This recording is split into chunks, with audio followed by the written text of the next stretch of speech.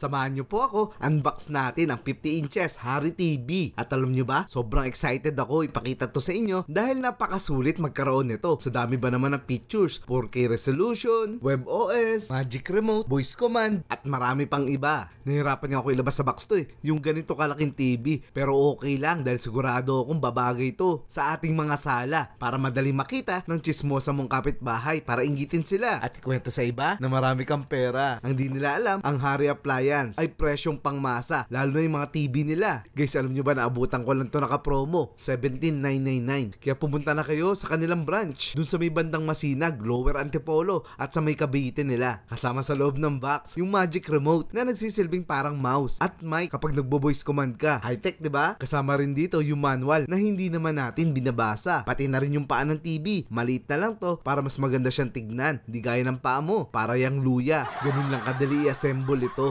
Tapos tatanggalin mo lang yung mga nakadikit na plastic. Sobrang satisfying nito. Pag naririnig mo yung ganyang sound, yan yung tunog na may bago kang gamit sa inyong bahay. Ito nyo naman, shining, shimmering, splendid. Wala kang makikita miski hairline na gasgas dyan dahil sobrang quality pag manufacture nila yan. At ito lang ang kailangan mo, ordinaryong antena. Mabibili mo nga lang to sa palengke, partida, may kagat pa ng dagato, at dumating na nga si Kaloy, may dalang baterya. Kinuha sa laruan ng mga batang naglalaro sa labas. Kaya pala may narinig ako nag-iiyakan sila.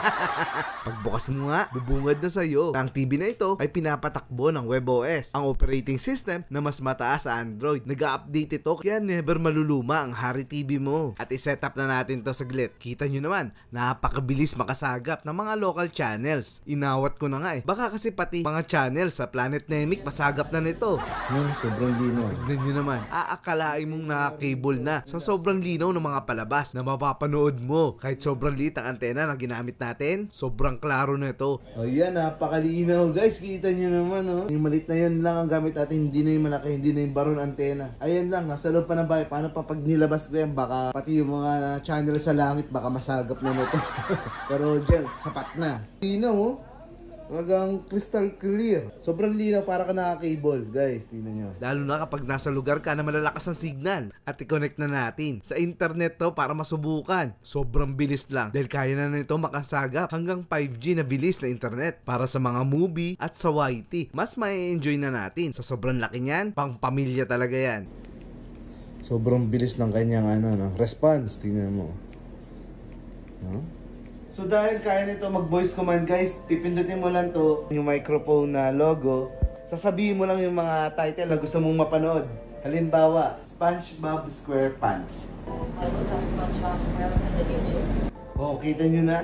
Yung mga paborito mong palabas, di na hassle magta-type. Sasabihin mo na lang yung title. So, siya nang bahala maghanap ng source. Napaka-high-tech talaga ng mga Hari TV natin. At equip ito ng HDR or High Dynamic Range para mas maging realistic yung mga palabas na pinapanood mo. Mas maganda ang kulay at buhay na buhay. Sa dami ng features nito, aabutin tayo hanggang kinabukasan. So, palitan mo na yung boring na TV mo. Sugod na sa Hari Appliance.